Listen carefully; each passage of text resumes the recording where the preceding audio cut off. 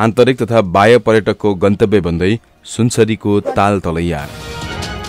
सुनसरी जिल्लाको इटारी उपमहानगरपालिका 2 र 3 मा रहेको तालतलैया अहिले पर्यटकको आकर्षक केन्द्रका रूपमा विस्तार हुँदै गएको छ।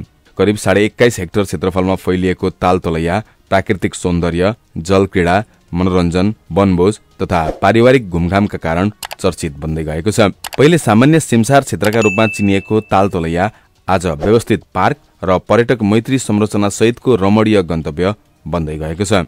तालतलैयाको मुख्य आकर्षण नै यहाँको जलराशि र हरियालीले भरिएको वातावरण हो। यहाँ रहेका 6वटा साना ठूला पोखरीले तालतलैयाको रूपलाई थप सुन्दर बनाइदिएको छ।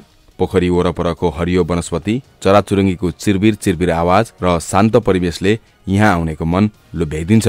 जल क्रीडाका रूपमा डुङ्गासहित मोटरबोट सुविधा उपलब्ध भएकोले बालबालिका, युवा र परिवारका लागि यो स्थान अझ रमाइलो बनेको छ। मुख्य गरी वनभोजको मौसममा दैनिक 12 देखि 15 हजार आन्तरिक तथा बाह्य पर्यटकहरू तालतलैया पुग्ने गरेका छन् भने अन्य दिनहरूमा पनि 500 भन्दा बढी पर्यटकहरू घुमघामका लागि पुग्ने गरेका छन्। वनभोजका लागि यहाँ एकैपटक 70 भन्दा बढी समूहले वनभोज खान सक्ने गरी स्थान रहेको छ। पर्यटकको आकर्षणलाई ध्यानमा राखी तालतलैया परिसरभित्र 6वटा पोखरी निर्माण गरिएको छ। साथै पर्यटकको थप सुविधाका लागि 2वटा मोटरबोट सञ्चालनमा ल्याइएको छ। यहाँ मङ्सिरदेखि माघसम्म पर्यटकको चाप अत्याधिक हुने गरेको छ। यहाँ करिब 40% पर्यटकहरू भारतका विभिन्न शहरहरूबाट आउने गरेका छन्। साथै झापा, मोरङ तथा सिराहा सप्तरी क्षेत्रबाट पनि उल्लेख्य मात्रामा पर्यटकहरू पुग्ने गरेका छन्।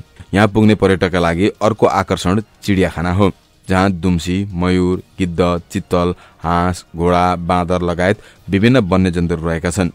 यिनै अवलोकन गर्न पर्यटकको संख्या यो समय बढ्दो रहेको हुन्छ। अहिले तालतलैयामा पारिवारिक पिकनिकको चाप पनि निकै बढेको छ। हिउँदे मौसम तथा विद्यालय बन्द भएका बेला दैनिक हजारौं पर्यटकहरू आउने गरेका छन्। एकैपटक दर्जनौं समूहले वनभोज मनाउन मिल्ने ठाउँ, खेलेर रमाउने खुल्ला क्षेत्र लगायतका विशेषताले गर्दा यहाँको लोकप्रियता अझै बढेको छ। यससँगै स्थानीय व्यवसाय समेत फस्टाउँदै गएको छ। खाना खाजाका स्टलहरू, खेल सामग्री, भाडामा दिने व्यवसाय तथा साना सेवा कारोबारबाट स्थानीयले राम्रै आम्दानी लिन थालेका छन्। आर्थिक वर्ष 2081-82 मा शहरी विकास मन्त्रालयबाट विनियोजन भएको 85 लाख बजेटले तालतलैयाभित्र पर्यटकीय संरचना थप निर्माण गरिएको थियो। उक्त बजेटबाट शौचालय, चिडियाखानाका थप संरचना तथा अन्य पर्यटन मैत्री सुविधाहरू निर्माण गरिएको थियो। तालतलैयाभित्र नर्सरी, वाटर फाउन्टेन, बालबालिकाका लागि चिल्ड्रेन पार्क निर्माण गरिएकोले स्कुल बिदाका समयमा अभिभावकले बालबालिकालाई खेलाउन ल्याउनेको संख्या पनि उल्लेख्य रहने गरेको छ। पूर्व क्षेत्रका प्रमुख मनोरञ्जन र वनभोज गन्तव्यमध्ये एकको रूपमा विकसित हुँदै गएको तालतलैया स्थानीय पर्यटन प्रवर्धनमा महत्त्वपूर्ण योगदान पुर्याइरहेको छ। यहाँ रहेका विभिन्न संरचनाको जीर्णोद्धार, जनावरको वासस्थान संरक्षण र पर्यटकीय पूर्वाधार निर्माण तथा प्रवर्धनका लागि प्रदेश र संघीय सरकारबाट सहयोग प्राप्त भइरहेको छ।